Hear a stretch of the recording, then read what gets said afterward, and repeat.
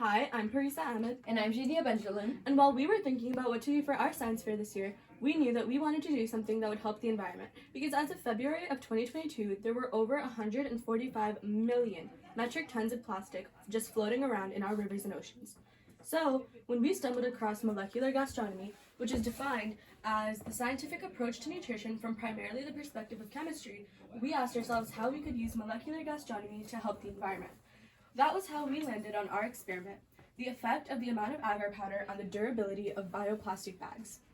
Agar is a plant-based gelling ingredient. It's a carbohydrate, and when mixed with liquids, it is used to solidify it. Specifically, when mixed with water, which is our case, and is left to dry, it becomes a brittle plastic material. It is a great source of nutrients and important minerals such as iron, calcium, magnesium, zinc, and vitamins E and K. These bags are biodegradable and compostable and add nutrients to soil when they dissolve, which is a great way to reduce plastic waste. This was what led us to our hypothesis. If the amount of agar powder is increased, then the edible plastic will be more durable. In order to conduct this experiment, we needed agar powder, 1/2 teaspoon, 1 teaspoon, and 2 teaspoons. We needed 2 deciliters of water. We needed a pot, parchment paper, or aluminum foil, a baking tray, a stove on medium heat, a spoon, and something to fill the bags with. Then, when it was time to go through the experiment, we filled up a pot with the 2 deciliters of water and placed it over medium heat and let it boil for 2 minutes. Then we stirred in the agar powder and let it boil for at least 30 seconds. After that, we take the pot off the heat and take off any foam from the top. We let the liquid cool until it stopped steaming, which took approximately 5 minutes, and placed the parchment paper and aluminum foil onto a baking tray during that time.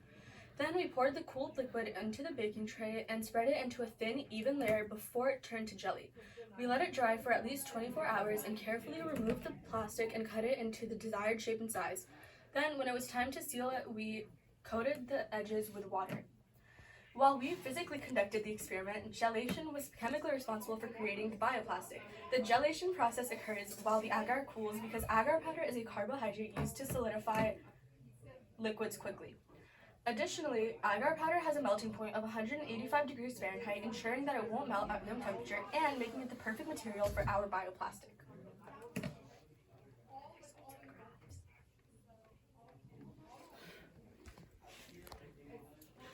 Our hypothesis was proven correct as the recipe with more agar powder, the one with 2 teaspoons, was much more durable, holding around 19 grams, while our control, the one with 1 teaspoon, was durable, it just wasn't as durable, holding around 11 grams. And the one with the least agar was the thinnest and least durable, barely holding 2 grams.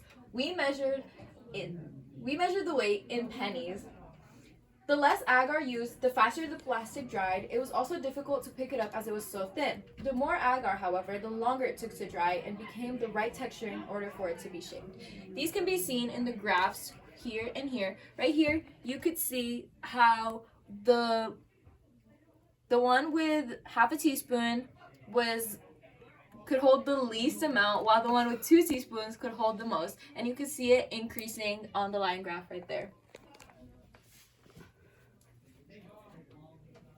We want to have more trials and more precise measurements such as 1, 1 and 1/2, 2, 2 and 1/2, etc.